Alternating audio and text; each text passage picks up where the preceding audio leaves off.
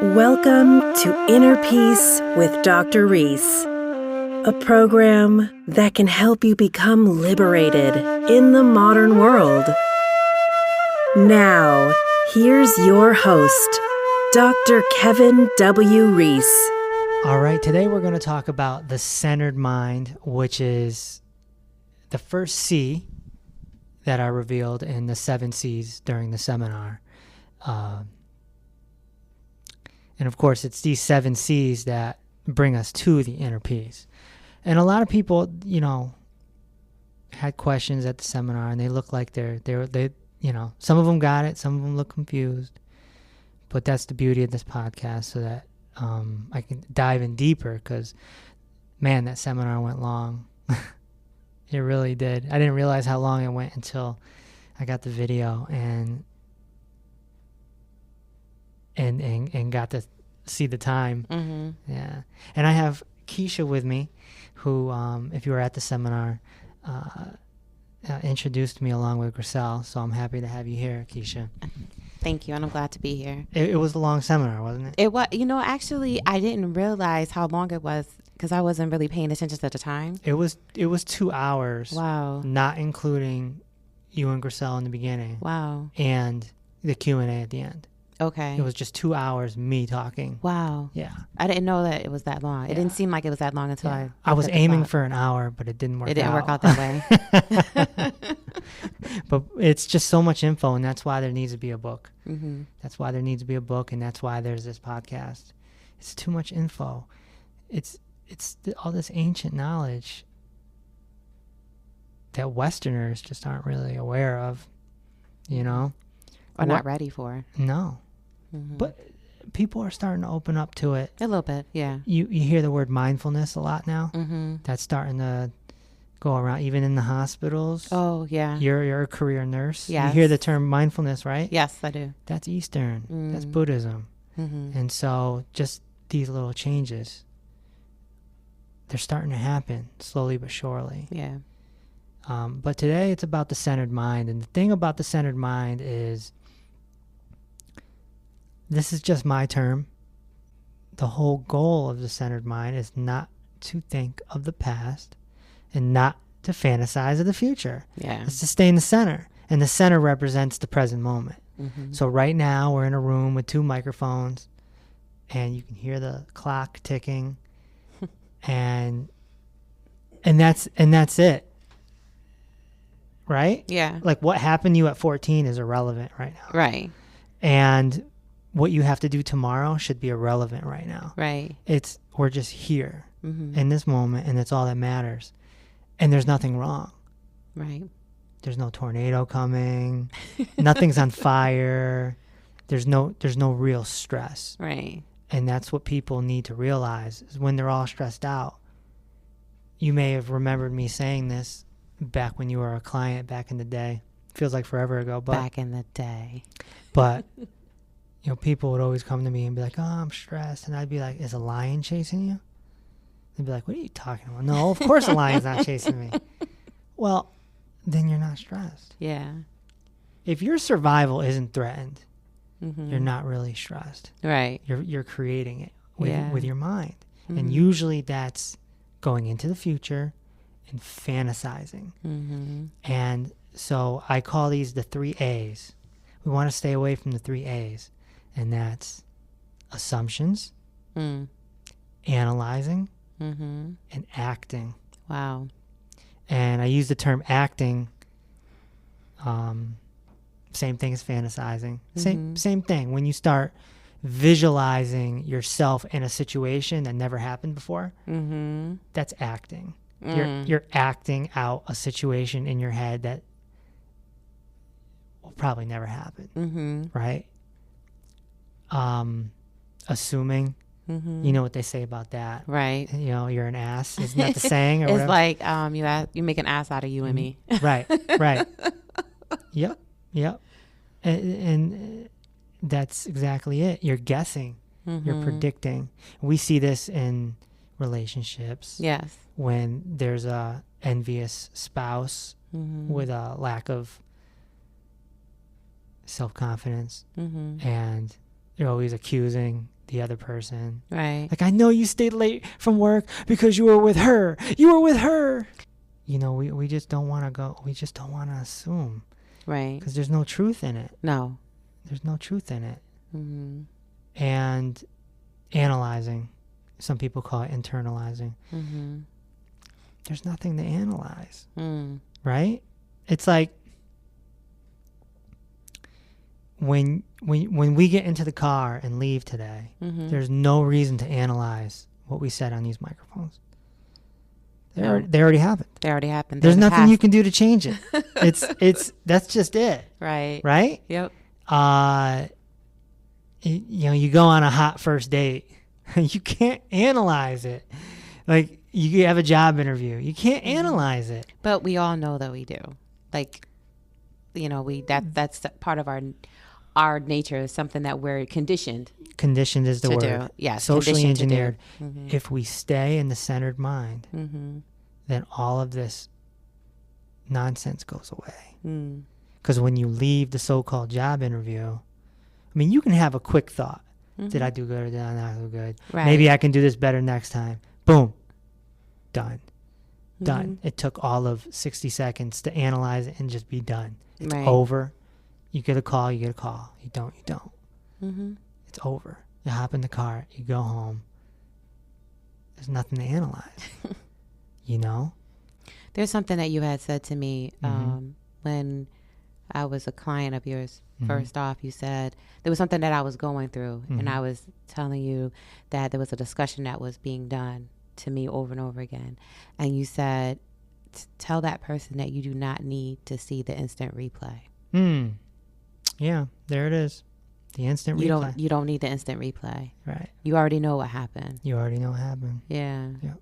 Yep. And I thought that was like a very powerful statement that was like me realizing that, you know, I didn't need to see that again, or I didn't Right. need to relive that again. Right. Because it was already done. Yeah. Instant replay. It's a good metaphor. Mm-hmm. In order to have the centered mind, it's important to focus on our breathing. This is the key to everything. You know, I once heard, in some of the wisdom traditions, the Eastern wisdom traditions, they say, now I don't know if this is true or not, but it's really interesting. I guess you can call it an adage. It's not about how many years you live. It's about how many breaths you take. Mm. And you only get so many breaths in your life. Wow. Yeah. And you think about that. And it's like, if you knew that you only had this many breaths left before you die, Mm-hmm. would you slow your breathing down? You sure will. That's right. You sure will. And Definitely. and that's the centered mind. Mm-hmm. So what I want the listeners to understand is, first of all, when you breathe in, you should always breathe in through your nose. Mm-hmm. Always through your nose. There's no reason to use your mouth unless you're engaged in an aerobic activity, Mm-hmm. right? You're jogging, you're running, you're on a trampoline, whatever it is, your heart's going fast, that's different. And you need your mouth to suck in more air. Mm-hmm. But our normal lives, you want to breathe in through your nose. I always say 3 or 4 seconds, 3 or 4 seconds, and then there's a pause. Mm-hmm. There's a pause of no breath. So it's like, pause, Mm-hmm. and then back out through your nose for 3 or 4 seconds. And this calms you. Yeah. And every single moment of every day, we should be paying attention to those 3 or 4 seconds in and those 3 or 4 seconds out. Mm. Now, if you're engaged in a conversation, then you can feel the breath and still focus on the conversation, or if you're doing work on the computer or whatever, you can focus on your task at hand, but be mindful. There's that word again. Mindful. Be mindful of the breath in, the 3 or 4 seconds in, Mm-hmm. the 3 or 4 seconds out. And what you're doing by doing this is you're slowing your breathing down. Mm. And most people are kind of not even paying attention to their breathing at all. Right. So You're slowing that breathing down. And when you slow your breathing down, you slow your heart down. Mm-hmm. You slow everything down. And you become relaxed. Mm-hmm. Right? Now, this may resonate with listeners who suffer from anxiety. Mm-hmm. They're high strung. Maybe they have intermittent panic attacks. Mm. And they know that the heart goes fast when that happens. Everything speeds up. But this slows it down. The reason they're having anxiety is because they're in the future. Mm. They're thinking of the future. What if this? What if that? They're analyzing. Mm-hmm. They're assuming. Yep. And they're acting. Mm-hmm. They're acting. Some people have weird visualizations. Mm. Some people visualize being in a car accident. People visualize, a fight. Mm. All sorts of stuff. Yeah. And that's the pre-programming of all the violence that we've watched our Right. whole lives. Right? We talked about that. I talked about that at the seminar. Or they also visualize, like, if they know they have to face something, Mm-hmm. it's almost like exaggerated, like how Right. what the outcome is going to be. Yep. When they're when they're getting to that point where they know it's getting close for them to have Right. to be involved in that situation. Yeah. And law of attractions is a popular thing now. Mm-hmm. Ever since The Secret came out. Right. And I think it's had a negative effect on society because the visualization and law of attraction only works if you have a centered mind. Right. So to those listening, you got to get step 1 and 2 done here first before you start like trying to visualize. Right. All right, you have a interview for a job coming up. You don't need to visualize that interview. Mm-hmm. Just flow with the river. Right. In Eastern tradition, they say, and Gautama the Buddha said, we have to get rid of nouns. Mm. And everything should be verbs. Mm. So it's not a tree. It's treeing. It's treeing. It's not a river. It's rivering. Mm-hmm. Right. Because everything is moving. Mm. That tree is alive. Mm-hmm. That tree is alive. It's got roots. Right? Yes. It's alive. Mm-hmm. And trees last 500-600 years, right? Mm-hmm. Some of them. So, when we stay centered and we focus on the breathing, that's the anchor. Mm. That's the anchor to everything, When we go into the past, it can bring up depression and I should have did this. You pay attention to your shoulda, woulda, couldas. And this sounds crazy to some people, but we have to stop thinking and we have to start feeling. Mm. We have to start experiencing. And in the seminar, I used the example of the baby, right? Oh, yeah. The baby doesn't know language. So the baby feels the rose. Mm-hmm. Whereas we analyze the rose. We say, oh, that's such a beautiful red rose. But the baby doesn't know what red is and it doesn't know what rose is. No. So the baby is experiencing the rose. It's feeling the rose. Mm-hmm. But we're not. Because we've been conditioned. There's that word again. Right, condition. We've been conditioned to analyze everything. Right. This microphone I'm talking in has an orange thingy-majiggy on it, and yours has a green one. cover. Yeah. But to somebody that doesn't know what green and orange is, what? Right. Right? Mm-hmm. So it's words are man-made. So if we can stop the words and just feel and experience, this is when the anxiety starts to go away and the worry and everything like that. Just stop the language. Mm. And you can practice this by going for a walk Mm-hmm. and just pay attention to everything. Look at the trees, look at the grass, look at the squirrels. Squirrels and birds are always good to look at because they're always moving. They're always on the move. Yeah. They're always on the move. But don't, in your mind, don't talk. Mm. Don't say, oh, look at the little squirrel. No.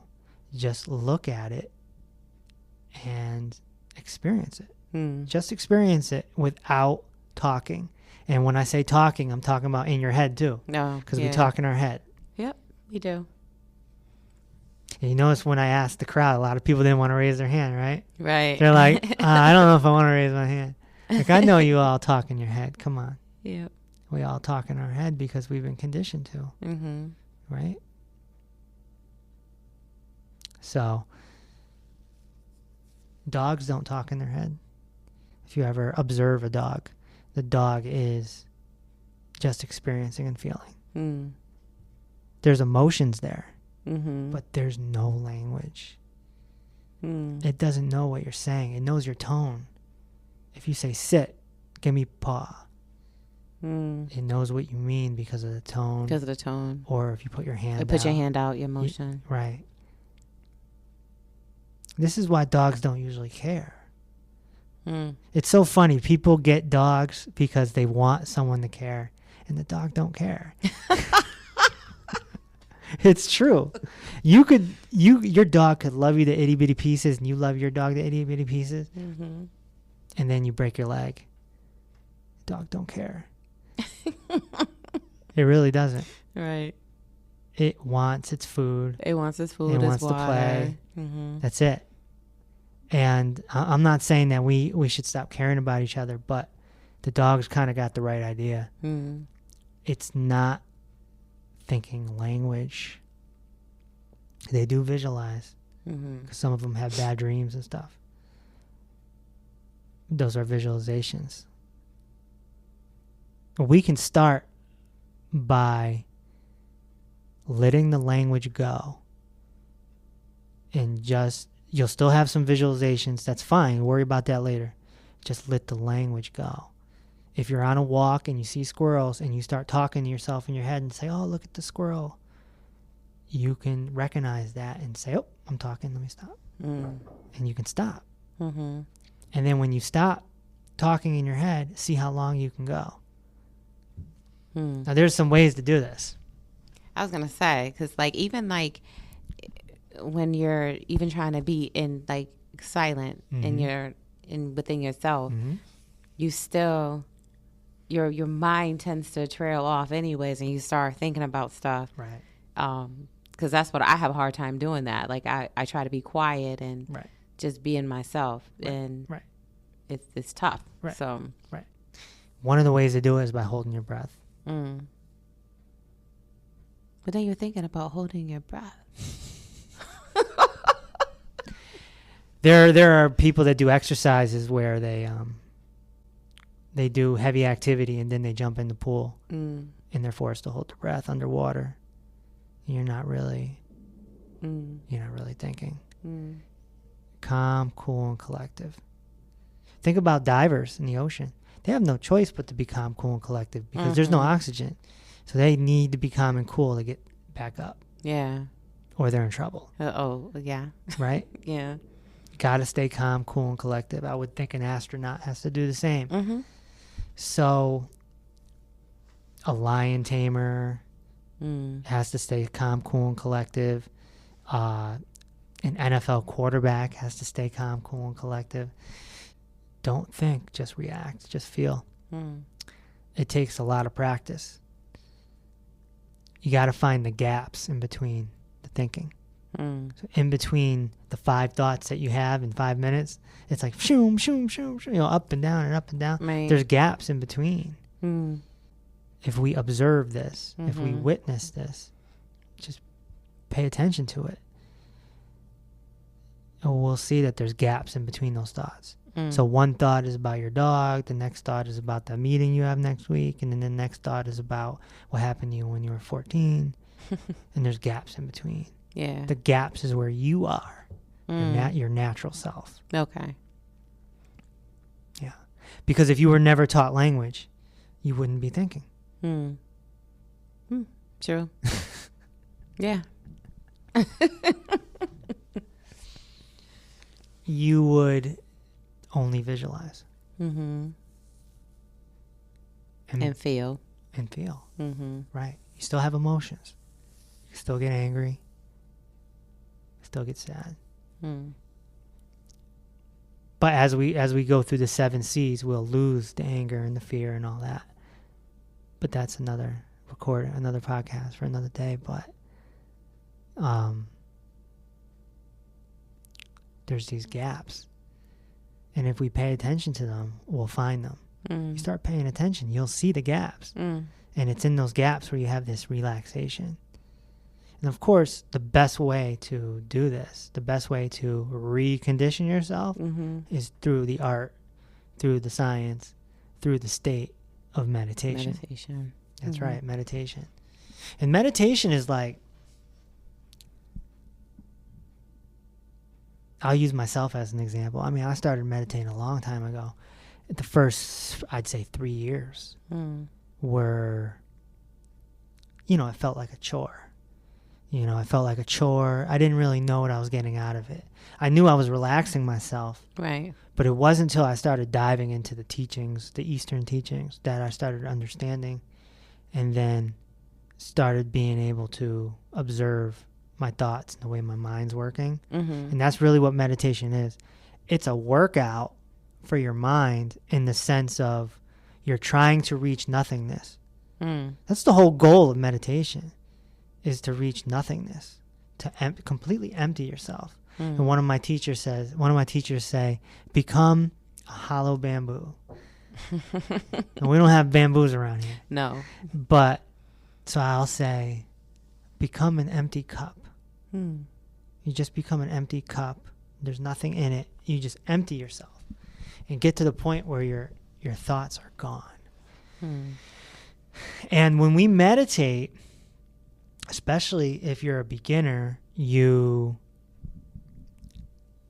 thoughts go nuts. They go nuts. And you got to find those gaps. You got to find the gaps in between the thoughts as it's jumping up and down and up and down, up and down.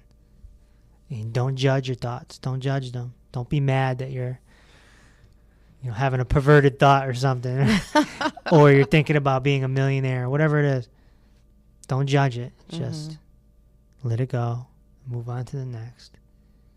Because the more you do it, the more they'll all fade away. But it's when you're in meditation and you're still that you're truly exposed to this. That's why meditation is so important. Right. It's part of the inner life, right? This is what the whole thing on Inner Peace is, the inner life and the outer life. You have both. You have an inner life and outer life. So meditation, breathing is the bridge between the inner and the outer life. What about like, because you know how like some people have like recorded meditation guides, like meaning like how to try to help you be able to meditate. Like, because even in doing those exercises, with hearing that, you are thinking, you're still listening because you're hearing. There are many types of meditations. I mean, there's so many. I mean, one of my teachers has 112. Wow. The best thing to do is pick 2 or 3 that you really like. Try them all. They're like flavors, like different fruit, right? Try all the fruit and pick the 2 or 3 that you really like, right? And you stick with them once you find what works for you. The guided meditations are good in the beginning. Most guided meditations help you with visualization. They'll help you like envision the ocean and envision this. And so that's good to help the visualization. But ultimately you want to get away from the guided meditations because they're speaking words to you. So we were trying to get away from words. Right. We're trying to get away from words. We're trying to get away from language. Because again, the inner life is wordless and it's timeless. There's no words. There's no time. Right? Like right now, there's this clock here. That's clock time. Man invented that. Just like man invented language. Yeah. I'd get away from the guided meditations and just... And I'll give you one. I'll give you one right now. This is my favorite, right? You do this every morning when you wake up. And you don't even have to leave the bed. This is great for lazy people. It's great. When you wake up in the morning, you know how sometimes you wake up, but you haven't opened your eyes yet? Mm-hmm. And you're like, I don't want to open my eyes. I know I'm awake, but I don't want to open my eyes. Right. This is when you start, okay? So you lay in bed. The only thing you have to do, there's only 2 things you have to do. 3 things. First of all, make sure you're on your back. Okay. So if you wake up on your side or your stomach, get onto your back. Mm-hmm. Then remove your pillow. Mm. And you can just push it up, Mm-hmm. up against the bedboard or whatever, so that your head is flat. Flat, yeah. So your body is completely flat. You could still be under the covers, all that. The third thing you do is you put at least one hand on your belly where your navel is. Okay. You could do both hands if you want, because you're going to want to feel your belly. So once you're laying flat, no pillow, hand on the belly, and you're on your back, you're ready to start. Right there in bed. You don't even have to leave. Then these centered breaths that I talk about, the 3 or 4 seconds in, 3 and 4 seconds out, that's your normal life. That's all day. But for this meditation, you're going deeper. You're going 7 or 8, maybe even 10 seconds. Okay, so we're talking deep breaths in and deep breaths out. Again, do it with your nose. Forget your mouth, unless you're stuffy. And then there's an added component. There's a visualization component. You want to visualize that there's a little mini sun over your face. Okay. Where the ceiling is. Mm-hmm. And there's a little mini moon over your feet. Mm. You can imagine it right in your room. Right there in your room. You can even open your eyes and just kind of, okay, it's there and there. Mm-hmm. Now, the moon represents female energy. Okay. And the sun represents a male energy. Mm-hmm. All right? So in China, this is yin and yang. Oh, yeah.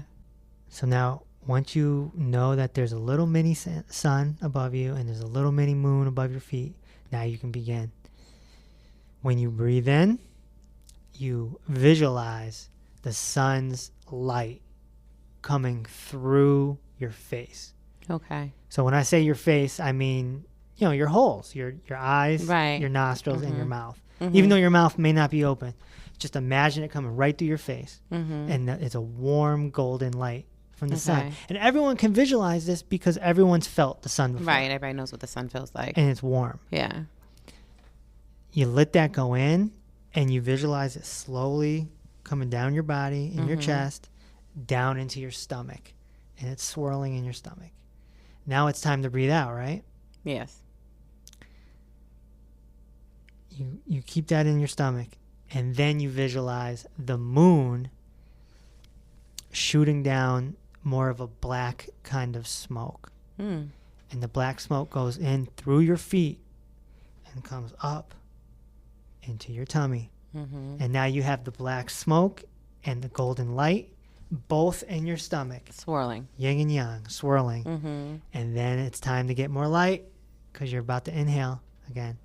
And you keep doing it.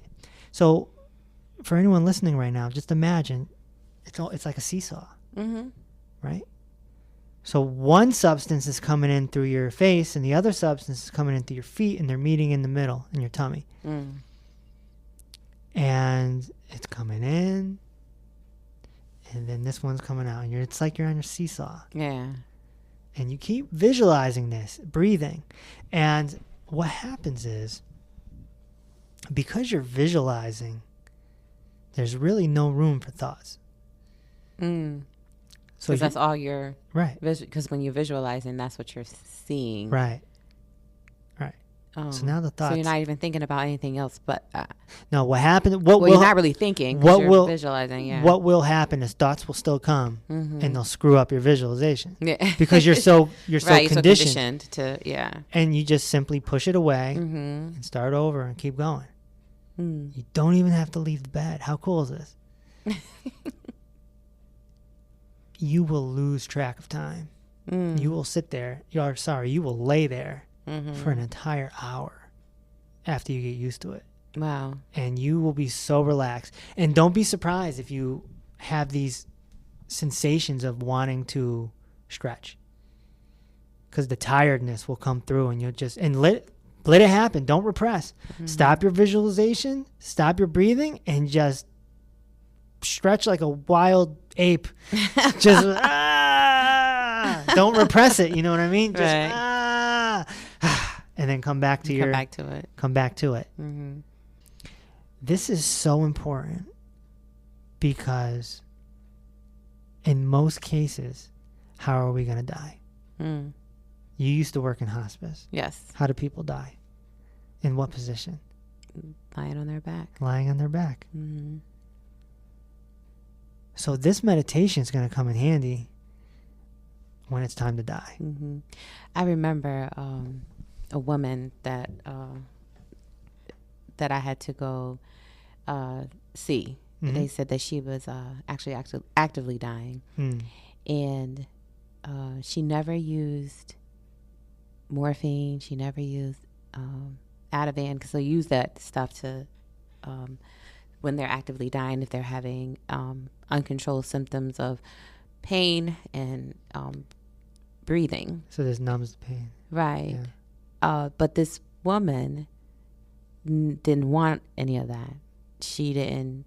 And they said that she did a lot of yoga. She did a lot of meditation. So that's why she didn't want any of that. And we fulfilled her wishes. We did what she told us to do. Right. She didn't want it, so she never got it. Yeah. And honestly, that was like the most peaceful death I've ever, like, that I ever like witnessed. She didn't. It wasn't like she stayed lingering on either. She just, because by the time when I got there, she was like already like at her final phase, and she was peaceful. It was very peaceful. Look, she didn't have any type of facial grimacing, anything. Yeah. She was like she was just resting. This is a powerful story. Yeah. And it's exactly what I'm trying to convey. When we know how to breathe, we know how to die. And when we know how to breathe, we know how to live. The people that don't know, these are the ones with the anxiety and the depression, and they're living a life full of suffering. And then they get to the nursing home in their last year or whatever, their hospice, and they need morphine, and they need this, and they need that. Because all they know how to do is watch TV. That's all they know how to do.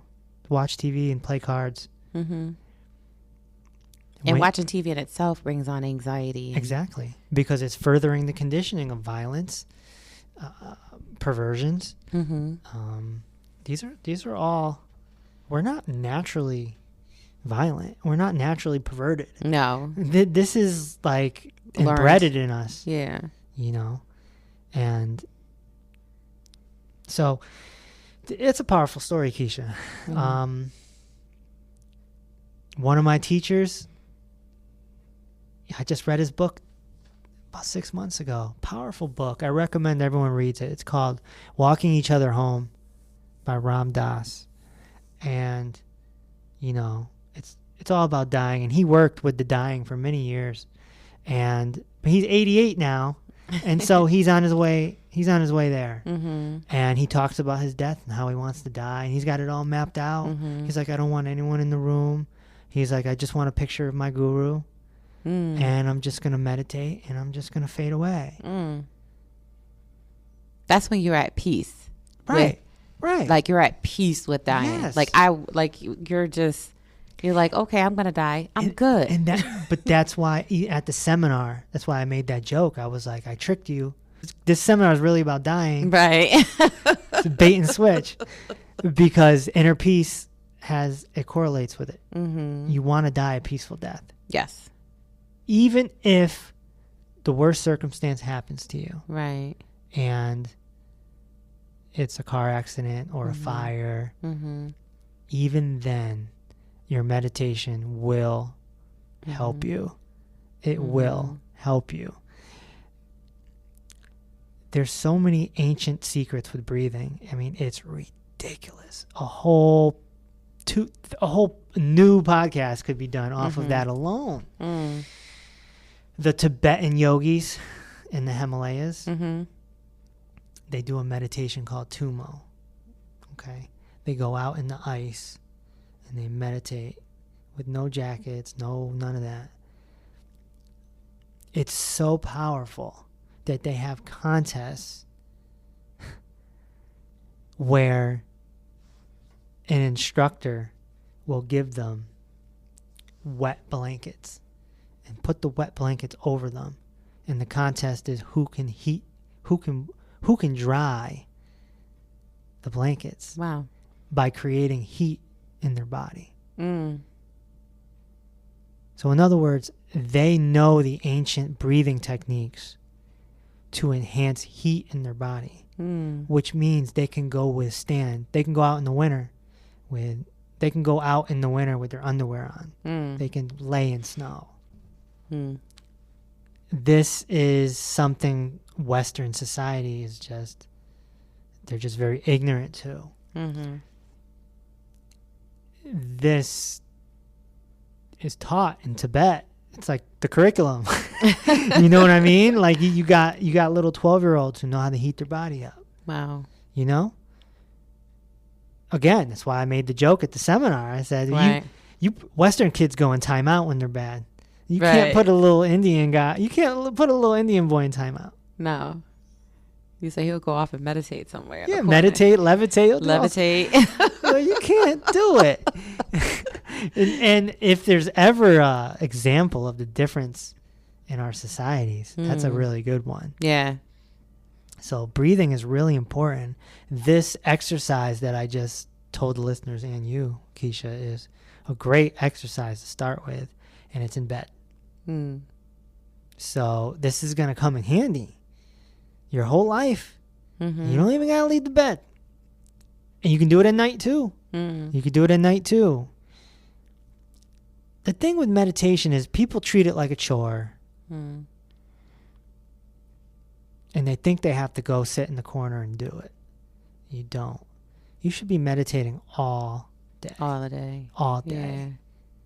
You can't meditate when you're doing a task. But when the task is over, you can.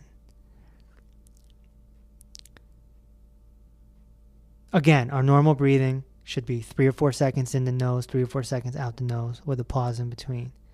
That alone is going to increase the vitality of your life. But there's also moments when we can get a quick meditation in. That's the beauty of it. Is we bring our lungs and our breath everywhere we go. You don't need a yoga mat. No, you don't need a yoga mat. You don't need dumbbells. And you just bring yourself.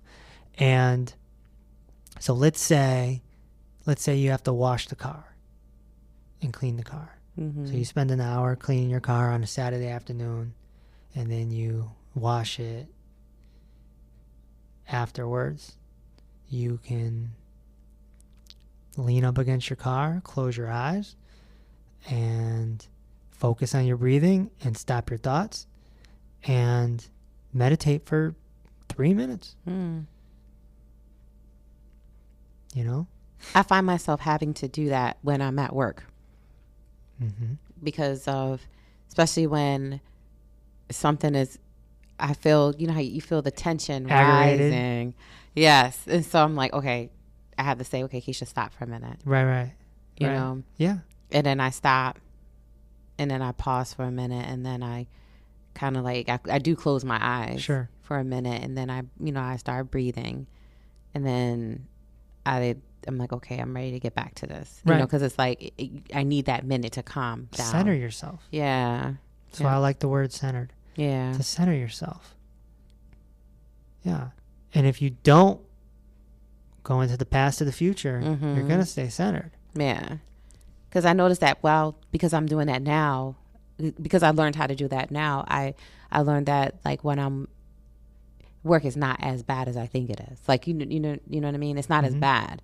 or I'm able, well, everything is on fire, but I just don't realize it's on fire Right. I don't realize the fire is there anymore. Right. And that's basically what it is. Right. So I just kind of, I have to say to myself, I can't, I gotta stop for a minute and like you said, center myself and make sure that, I'm good. Right. So. Right. It's got to be a lifestyle. It can't be a chore. Right. Some people have a corner in the room. That's great. Mm-hmm. That's great. If you have a corner in your room that you go to every day, that's great. I think the morning and the light, mm-hmm. the laying in the light in the Mm-hmm. bed, I think I personally feel that that's necessary because it'll come back to help you when you're ready to die. Mm. But in the evening time, you can go into your corner and you can do a different meditation without visualization. Right? Forget and then that would be more zazen, which they call Zen. Mm-hmm. So in Zen, it's about nothingness. It's about, sometimes they teach you to count your breaths in the beginning. So you get used to it. You count to 10. And if a thought comes in your mind, you start over. It's almost like you're punishing yourself a little bit. It's like, dang it, I only made it to 3. Yeah. Now you go back to 1. Nothingness. So I like both. Mm-hmm. So I like doing both. A little zazen later in the day. Mm-hmm. Right before dinner is great. So that when you eat that last meal, which is like the most sacred meal, it really is, because they say breakfast, but no, they're just trying to sell sausages with that phrase. And breakfast cereals. Yeah. Dinner is the most sacred meal because the sun's going down. Mm-hmm. You already had your day. Mm-hmm. It's almost like a celebration of what you did today. Right. It's very important. It's almost and if you going in even deeper, it's like today has died. Like, it's like the death of. Yeah. But death is supposed to be celebrated. Right. So it's like. Oh, that's a good metaphor. So the sun goes down. Yeah. The day is over, meaning that day died. Yeah. So now it's time. Yeah. To put it to rest. And yeah. Absolutely. And dinner can be that celebration. And I think when you meditate before dinner, it calms you, and you can eat and digest better. Because the more calm you are, the better you're going to digest. Right. You can feel that I was stressed out. So, and I ended up you inhaled it without chewing it. Right. Exactly. 2 chews, swallow. 2 chews, swallow. 2 chews, right. Swallow. Yeah. Sometimes I make, we do a lot of steaming. Steaming at night. So, steaming takes 15, 20 minutes sometimes. Go meditate. Go meditate. Go meditate. Yeah.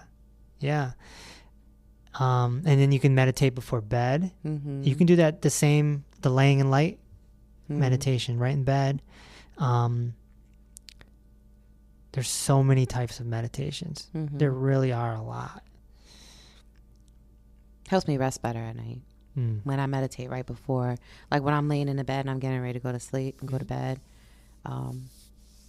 it helps me to sleep better. Yep. And I actually sleep through the night.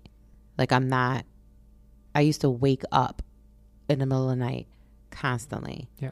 And that's not even just going to the bathroom to go pee. That's just waking up and I'm laying there and I'm just blinking in the dark because I can't go to sleep. Right. So, but now I've been sleeping through the night.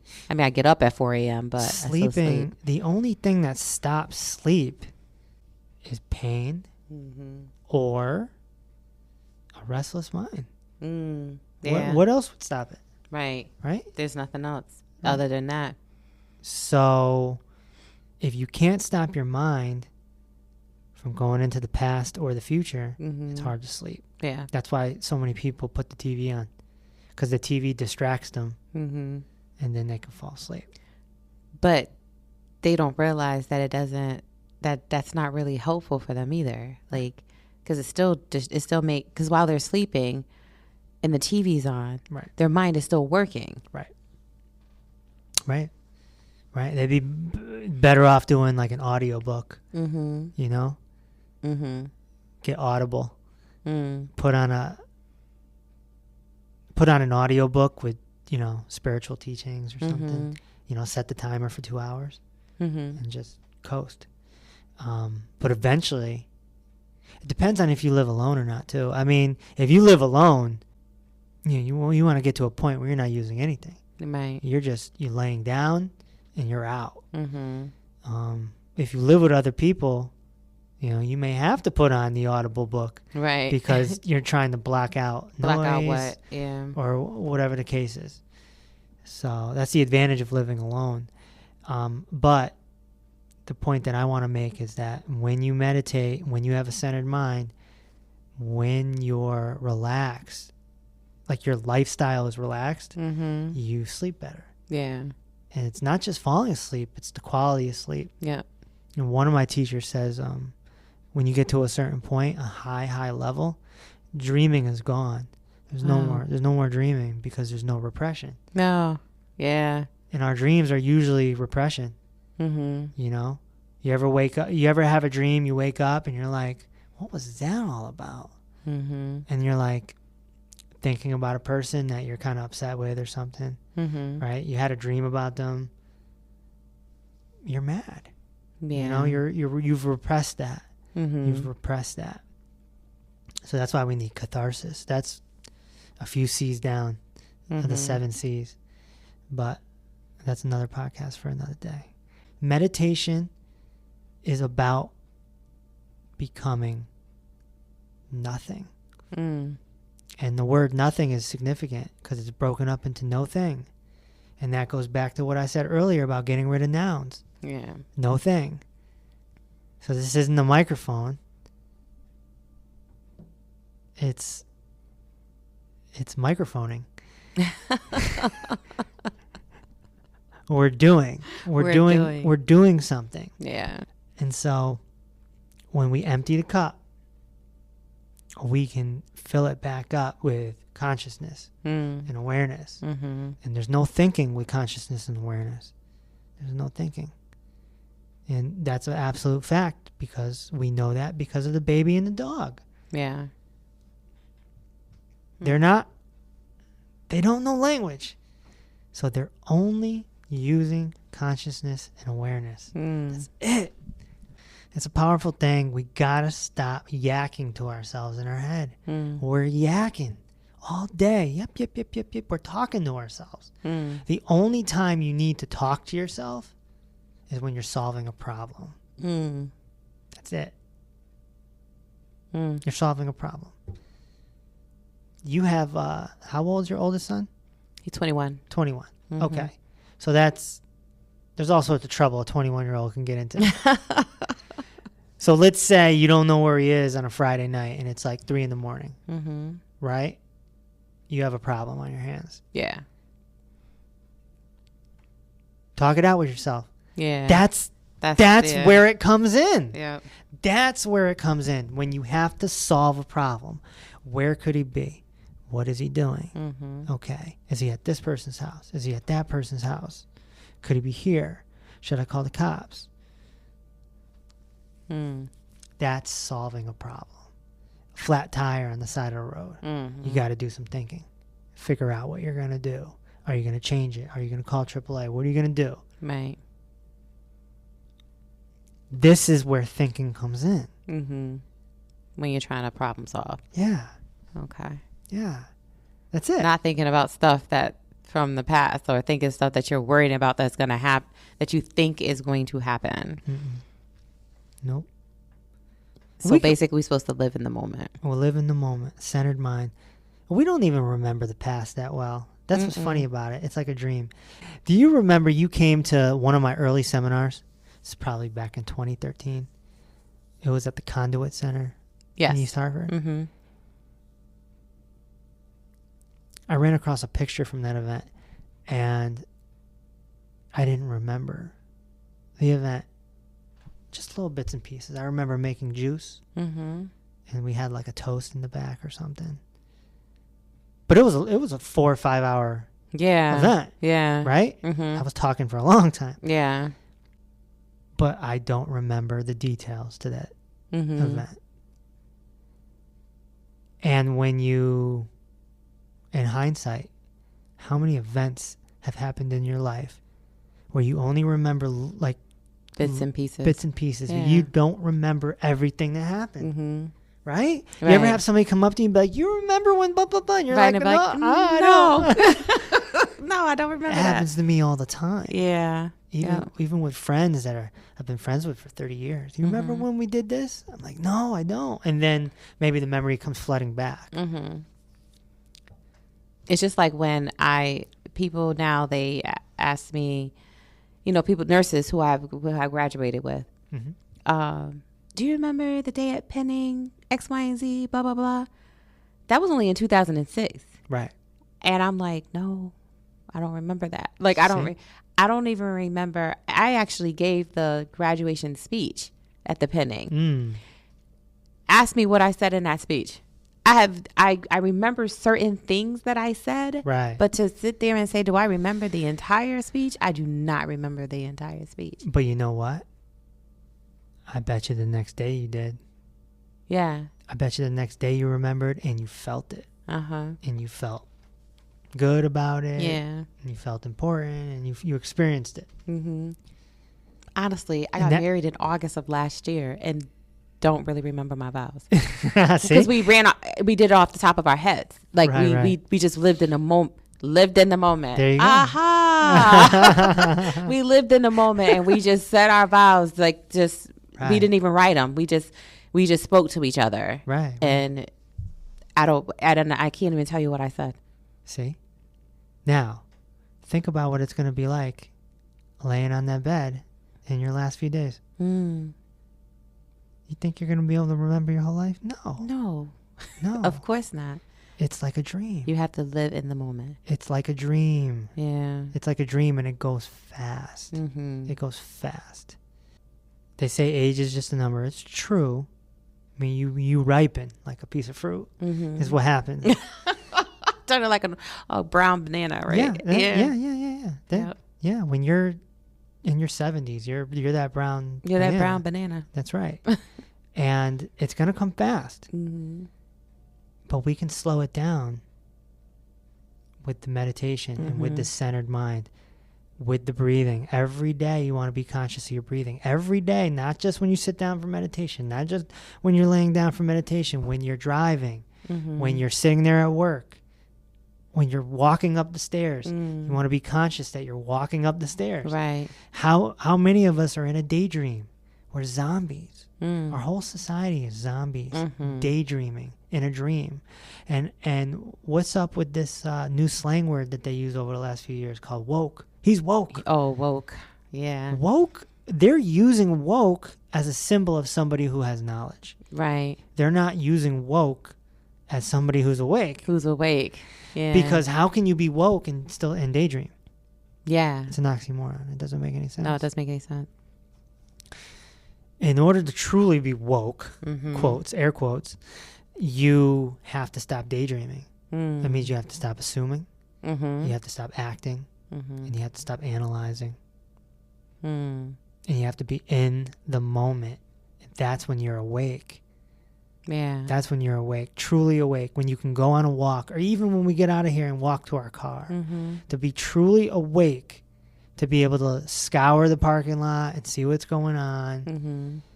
You know, notice the air, notice the temperature, notice everything without talking. Just experience it. Just feel it. Because there's no reason to talk to yourself unless... Right, unless you're solving a problem. Right? Critical thinking. Yeah. Yeah. But we're hypnotized, and you can see it. People that make a lot of mistakes, like, I'm not talking typos. Everyone makes typos, but forget their keys. They stub their toe. You know, some people are really extreme. Some people walk in the house and an hour later realize they left the keys in the car and the car's on. It's the running. It's like, oh my gosh. Well, how did that happen? Yeah. It happened because they were daydreaming. They were daydreaming. They were stuck. Their mind was stuck in analyzing, acting, or assuming. And they were in that daydream.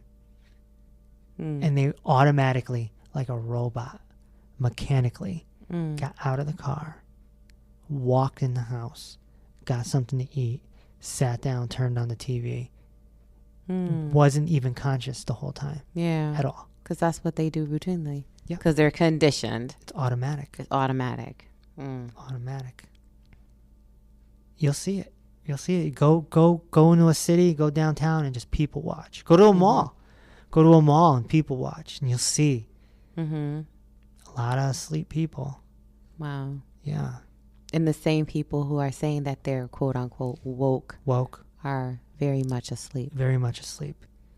If you get rid of the daydreaming, you can trade it in for downloads.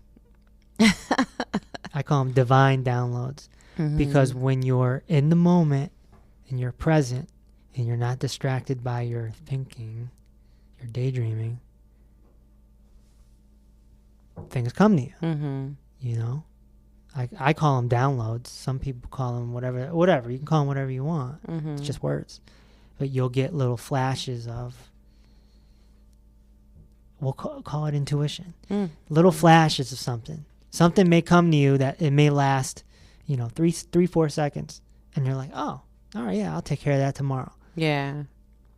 Just a little flash of, you should call your aunt. All right, I'll call my aunt tomorrow. Yeah. Just little downloads. So it takes practice. You have to practice.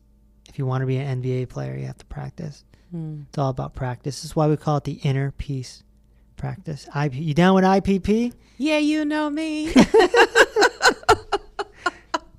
Wasn't that funny at the seminar when I said that? And everybody joined. Everybody said it, yeah. Because they're conditioned. Everybody knew the song Hip Hop Hooray. No, OPP. Back in the 90s, right? I'm about to take your hip hop card away from you. Yeah. It probably should be taken away because I don't know what's going on. Yeah. But, that's another topic for another day. So I think we covered what needed to be covered. The centered mind, to get rid of the thinking, get rid of the words. It's man-made. It's man-made. Just like this table is man-made. So in order to get into our inner life, we have to do it through breathing. We have to do it through the breathing. So again, 3 or 4 seconds in through the nose. Pause. 3 or 4 seconds out through the nose. Do that all day long. Except when you do a focused meditation. Right. So we talked about the laying in light in the bed. And then, or going into a corner and doing zazen, which is sitting. Sitting up. You can do that in a chair, or you can do it cross-legged in lotus position. Deep breaths into the nose, out. You can even do a little mantra. A lot of Zen people say, "Who am I?" So on the way out, they go, "Who am I?" Who am I? It's a really cool mantra because they're trying to, who am I? Who am I? Who am I? Yeah. So we don't know who I is because it's been covered by the ego, right? So we're trying to get rid of the E and get to the I, And the ego, as I talked about in the seminars, you'll have to go listen to the seminar, but get the meditation going, get the regular breathing going. And that's how you get to your inner life. And your inner life is where you want to be so that you can die peacefully. It sounds cynical. And wishfully thinking we all have lots and lots of time before that comes. But it will come.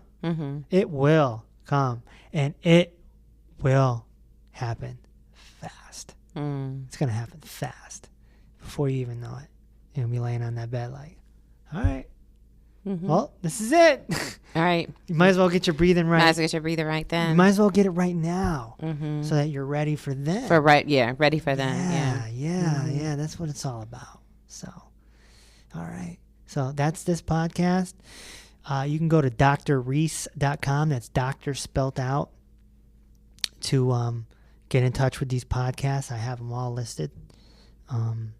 The other podcast too, the People versus Chronic Illness, and Keisha in one of them as well. All the books are there. And of course, if you're interested in our nonprofit organization helping kids be healthy, you can go to eatthesunlight.com and see what we're doing, all this cool stuff. So with that said, we'll see you on the next podcast.